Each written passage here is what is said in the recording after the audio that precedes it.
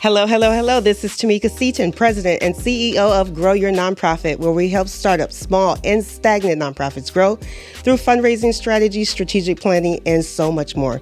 Guys, today you are in for a treat. We're doing something a little different today. We're talking about business, but we'll spin it back around with nonprofit.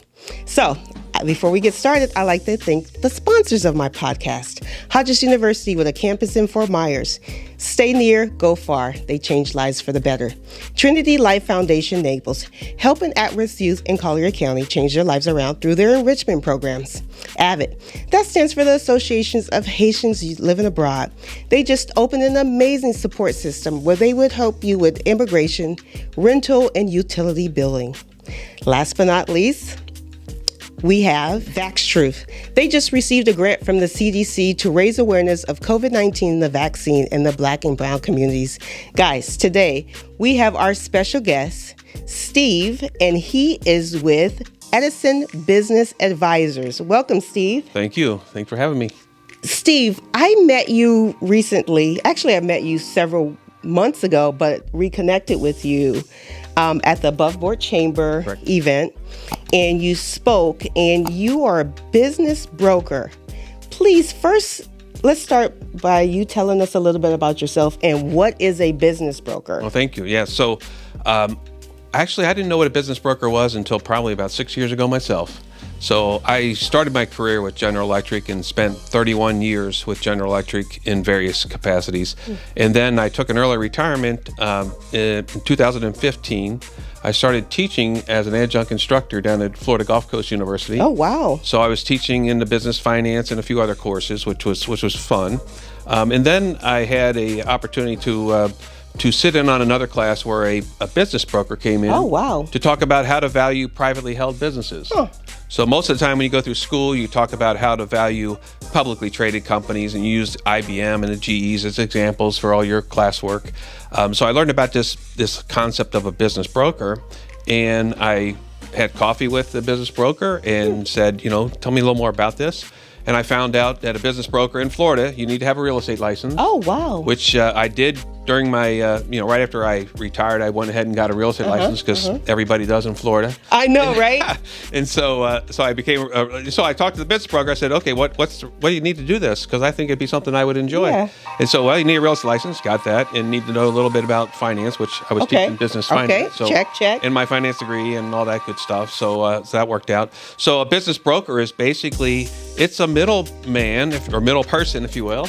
It's an intermediary who helps business owners who are looking to transition, due to retirement or other reasons, to sell their business. So a business broker basically goes in and helps them understand the value of their business, and then confidentially markets the business, meaning, go out and say, I'm selling, Tamika's, housewares or Tamika's plumbing company. Yes, you go out and say, we're selling a Southwest Florida business, Southwest Florida Plumbing Company, use that as an example. And then you confidentially market it, and you ideally you find a suitable match and get a good buyer who has the financial wherewithal to make the acquisition, and then you move on. So why is the business confidential when you're in the process of selling it? Oh, it's very different. Like having a real estate license, you put a for sale sign out in front of the house and say we're selling the house. Businesses are very different because the person buying the business is buying a sustainable cash flow business that's been proven. So you don't want to go out and say we're selling this business because number one, employees will all of a sudden be a little concerned and might start bailing out on you. Suppliers might be concerned about extending credit to you. Yes. And then your customers might think, what's going on here? Right. We're losing, the business. So the goal is to make it as sustainable as possible with the transition and hopefully make it as seamless as possible. But confidentiality is really a very critical reason you would hire a business broker to deal with it. So you're not dealing with all the buyers and all these people. A business broker screens those out, has a non-disclosure agreement with the buyers, and makes sure that it's an appropriate person that could potentially buy the business. Yeah, that makes a lot of sense. And I know our audience is wondering why we're talking about business. Yeah. But number one, nonprofit is a business, right? Yeah, absolutely. It's just the difference between a for-profit and nonprofit is its tax exemption status, right? And of course, another major difference is that you can't sell a nonprofit. If you were to close down a nonprofit, any funds left, it has to be donated to another nonprofit. Right. So you can't keep it, you can't sell it. Unlike a business, you can't do that. But I say that to say, with the nonprofit world, we do have board members. Correct. And we also have donors. Yeah, so absolutely. A board member or donor, as we know, a lot of them are former business owners, former CEOs, and, Fortune 500 companies and above.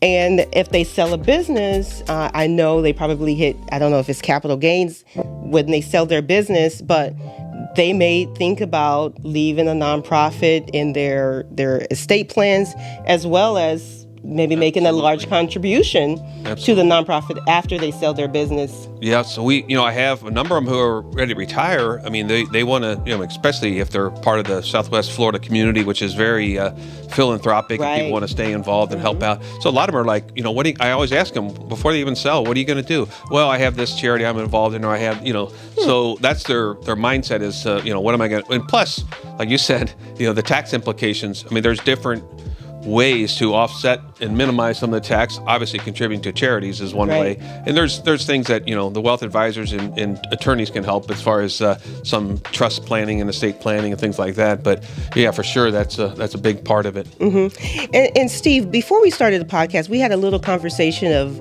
things that business owners, essential things that business owners need, such as an attorney. Can you go down that list? Well, you know what?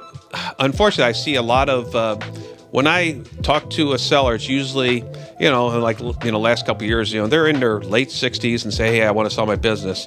And, you ask them, have you done any planning? The tax impact, you have a financial planner. So what they really should have is a team. I'm one member of the team. Okay. A lot of them come with their team, and those are the good business. Well, I say a lot of them are good business. Yeah. The ones that organize, have their financial planner, have their CPA, and have their attorney, kind of all on the same page, understanding their goals. So having that team, and it's hard for small businesses sometimes to make that investment. Right. To, and yes, attorneys are expensive for good reason for a lot of them, because they are well trained and can really help you dodge a lot of bullets, as well as your financial planner, to make sure that you understand, okay, if and when I sell my business, do I have enough money to live on, and what am I going to do with that money? So that's why I think building that team is critical. Mm-hmm. Building a team is very important. I know oftentimes nonprofits say, well, we don't have any money. We're a nonprofit. Right. But it is very important to invest in a team, in my case, a nonprofit consultant, because what I see oftentimes nonprofits, they try to do everything on their own and file their own paperwork. And then I say, well, let me look at your IRS determination letter. And some of them choose private foundation. And that's, you want to be a public charity, not a private foundation. You want to solicit money. You don't want to give money. That's what private foundations do. Gotcha. But then when they do that, now you have to hire an attorney to get you out of this, to file the paperwork correctly. And then oftentimes a lot of them struggle with finding the right board members, because the first thing they do, they put their friends and family on the board. So the first thing you really want to do is diversify your board with maybe a banker, someone from the marketing who really understands business and who could also give and leverage your organization. And then after that, okay, we need a strategic plan, right? And how do we raise money? So, and it more than pays for itself when you have the right team. Yeah, I'd say the nonprofits I've been associated, the most, well, all of them are valuable members, but some of the most valuable members, like you said, the attorney who's on the board who can really give some significant advice, the banker, those are kind of a couple key positions I think to jump off. Yeah. And you mentioned earlier before we started recording that you serve on nonprofit boards. Now, you don't have to name any of the nonprofit board, but as a board member, what kind of recommendation could you give, say, a nonprofit who is a startup, or they're stagnant and they can't seem to figure out how to grow and raise money?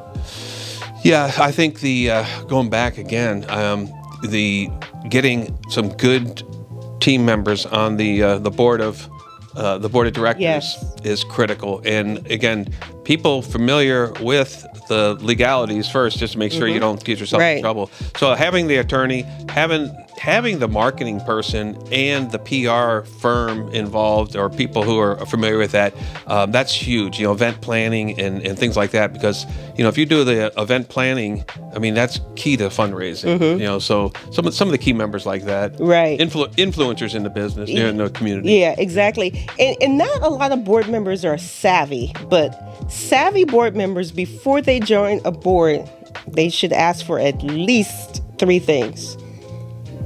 They should look at the 990. You can go on the IRS website and see if that nonprofit has filed their 990, because if they haven't filed it 3 years in a row, they can lose their nonprofit status. Number 2, what do their finances look like? Yep. Are they sustainable, or they're going down? And then number 3 is, do they have directors and officers insurance? Because if somebody sues the nonprofit, guess what? If the nonprofit doesn't have that D&O insurance, they're coming after the board members. Yeah. And a lot of board members don't realize that they're liable if that nonprofit doesn't have D&O insurance. Exactly. And that's very, very important. Yeah. Yeah. So with that said, going back to business, because I believe in business, and yes, a nonprofit is a business. Yes, it is. It's the only difference the only is thing you can't sell it, You just can't sell it. You still have to market. You have to raise money. So you still have to market. You have to motivate raise employees. Money. Exactly. You have to do all that, and then you have to do something different, because typically in nonprofit world, the pay scale is a little different than the for-profit world. Sure. So that's really interesting. So we talked about having a team. Let's talk about the importance of having an exit strategy for your business, and that means you're getting ready to sell your business. What do you need to do to get your business in a position to be sellable? So there's a few things. When I talk about exit strategy, it's usually like I said, I'm talking to the person who's ready to sell their business now. If I could go back in time, and for anyone who's starting or has their business right now, not planning to sell for a number of years, I would say your exit planning should start day one or now. Meaning, okay, I'm not planning on retiring until 10 years from now. Well, I hate to say it, but things can happen. If you have a partner, stuff can happen there. Your personal health, things could happen. Family situations could change. So you should always have an exit plan in place. And that, again, means talking to an attorney. If it's if you're in a partnership, you have a buy-sell agreement. In other words, if something happens to this person, I can buy them out, et cetera, et cetera. So having a plan in place is critical. Leading up to getting it sellable, the keys to that are clean financial records, making sure you got the bookkeeping clean and up to snuff, and have a good CPA that's doing your taxes. So, right away, the credibility of the buyer to get your business goes way up. So having that in place, where possible, having the employees, properly, I'm trying to think, properly fixed to the business, meaning, the non-compete agreements, are there benefit plans in place? Is there a retention, some type of retention program in place? Because if I'm buying the business, I want to make sure that it continues to do what it's been doing. It's a great business. It's been making money. Why is that? Because it has these employees in place. It has good financial records, et cetera. The other thing is making sure, where possible, you have recurring revenue. So, you'll see it in, a lot of the service businesses, like think about air conditioning businesses where you have service contracts. Those service contracts are valuable because you now have recurring revenue. You have customers that are going to be there. It's not a once and done type of situation. So anything you can do to build up that recurring revenue, and obviously nowadays social media is critical, because first thing somebody's going to do is look at your ratings on social media and see how other, clients or customers value you. So those kind of things I think are kind of top of mind. Yeah, and also we talked about life insurance, or you called it key man insurance. Could you explain to our audience what is that and the importance of having it? Yeah, so if you have a business, and let's say that Tamika is running a business and she's kind of the face of the business value, a lot of it is because of her role and her leadership. And if other people are investing in that business, employees, if there's other, partners in that business, you may have insurance on Tamika that the business actually pays for. That in the case, I hate to say this, but in the case something happens, we're all going to go one day. The business Sorry. still has the funds to, perhaps hire an interim CEO. It's an insurance policy to make sure the business continues. Very. You also have insurance policies for buy-sell agreements. So again, if you and I are partners in a business, and let's just say I happen to die, then we have an agreement in place that my insurance will pay my wife, and then you will take over the full ownership of the business. Interesting. And you mentioned that you can get that type of insurance from your regular I would talk to your insurance insurance agent, And with all the different operating agreements, you definitely want to have a good business attorney on your team. Interesting. So you mentioned non-compete clauses. Are those really enforceable? I had a conversation with someone. They said, yeah, it's good to have, but they're not really enforceable. If you were to take that person to court, then it's really not going to go anywhere. Well, the person still has to have a way to make a living. Right. So I have not experienced it personally I've only been doing it, a little over 5 years. So all the non-competes, that I've seen or been part of, I have not had anybody violate that because quite frankly, most of the people were retiring or moving or doing something else. So I've heard cases though where people did get, severely penalized for, setting up shop, doing the same type of business they were doing. I heard it's, especially in Florida, I heard it's very, very difficult, but I'm not able to really elaborate about that. I do wonder about that. That's just interesting. Okay, so before we wrap up, can you share a story with our audience that would make people really rethink that I really need to invest and say an operating agreement or something that you've experienced maybe with a past client or maybe a story you just heard? No, I have a couple examples. One's pretty recent. I was asked to value a business with two partners, and they both came from the same industry. I won't mention industries, local business. They came from the same industries, had the same skills and backgrounds, and they brought their team together, if you will. And the two of them were doing very, very well, very successful, and been doing it for a number of years together.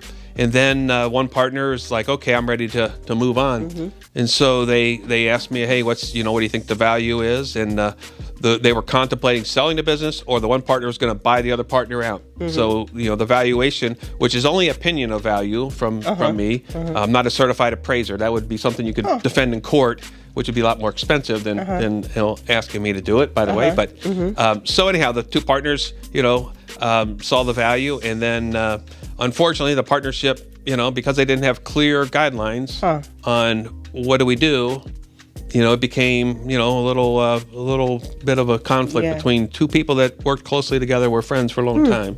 So that was, kind of unfortunate to see some of that happen. But and then the other one was there was a gentleman who owned a business in Florida, and he didn't have any family members or, wasn't married. He owned the business, was doing quite well. He got sick, passed away. Two brothers took ownership of the business. One brother lived both of them lived out of town, different states. And now all of a sudden they had to manage a business from, basically across the country. Oh, wow. They had a general manager in place. But again, the business, kind of had a little difficulty. We didn't end up selling it, but, it requires a lot. If you had a operating agreement or key man insurance, and you bring in an interim CEO, something like that would have helped a little bit on that. And last question: how does one evaluate? Like, what does that process look like for evaluating a business to see what it's worth? So you'll hear multiples thrown around. You got to be really careful when people say, "Oh, I heard so and so sold for 5 times this or 5 times what?" We need to understand what it is. For most Main Street businesses, when I say Main Street businesses, I'm talking businesses under $5 million. Above that, we call it lower middle market. But for Main Street businesses, owner-operator type businesses, we look at what's called discretionary earnings. Okay. Or other terms you'll hear, adjusted income or owner benefit.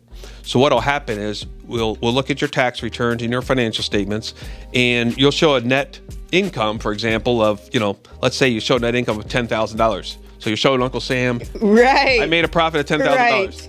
Well, then what we do to get the what's the owner benefit, we look and say, okay, what other items were in there that the owner benefited from. Right. The key one is salary, of course. Maybe you had health insurance. Maybe you had your auto run through there. Maybe your auto insurance. Things that are not necessary to keep the business operating. So a new person coming in will say, well, I don't need to pay for that. So at $10,000, all of a sudden it's worth, $150,000 or whatever the number is. Then we look at that and say, okay, there's a multiple on that. And the multiples vary by industry, again, and by the types of business. If you have a lot of contracts in the business or, like I said, different industries have different multiples. But on average, historical average, which is really risky to say that because people run with those numbers. But the rule of thumb on average has been 2.3 times your owner benefit. I sold businesses over 3 times, and I sold businesses at 1 time. But yeah, so you look at what is my benefit, because as a buyer, you're going to say, okay, that's the cash flow I'm getting from this business. What can I afford to pay to be able to, service my debt if I'm taking a loan or get the proper payback? That's interesting. I'm happy you mentioned that, because when you look at the net, that $10,000, it could come back to bite you, right?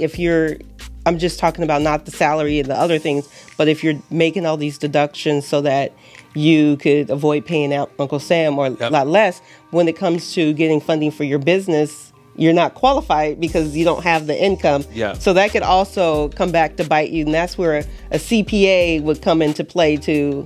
Yeah, so you want to, there are some things that, you can do that are legal and appropriate. Right. I've seen people stretch the envelope quite a bit, honestly. But again, going back to the cleaner the financial records, the better off you are. So you're always going to add back owner salary. That's pretty straightforward. You took a $60,000 salary, you add that back. Some of the other things can be questionable or suspect. The Small Business Administration, the SBA, which is a huge source of financing for small businesses, they'll look at your net and add back certain things that are very clear, like the owner salary and depreciation, which is not a cash item. That's just a accounting write-off. Well, Steve, I wish we could sit here and talk all day, because you're a wealth of knowledge, and thank you for coming in today and sharing your knowledge with our audience. I think it's very valuable. If we were able to reach one person and help them, then we've made a difference. Can you please share with our audience how they can reach you? Sure. You can email me at steve@edisonba.com. Or my phone number is 239-565-3171. And what about your website? The website is edisonba.com. EdisonBA for businessadvisors.com. And guess what? I am on Steve's email list, and he will send out a list of businesses for sale. Absolutely. So if you don't want to start a business and you just want to buy a business and start off on the right foot, he can help you out. So guys, thank you so much for tuning in. This is Tamika with Grow Your Nonprofit. Stay tuned for more.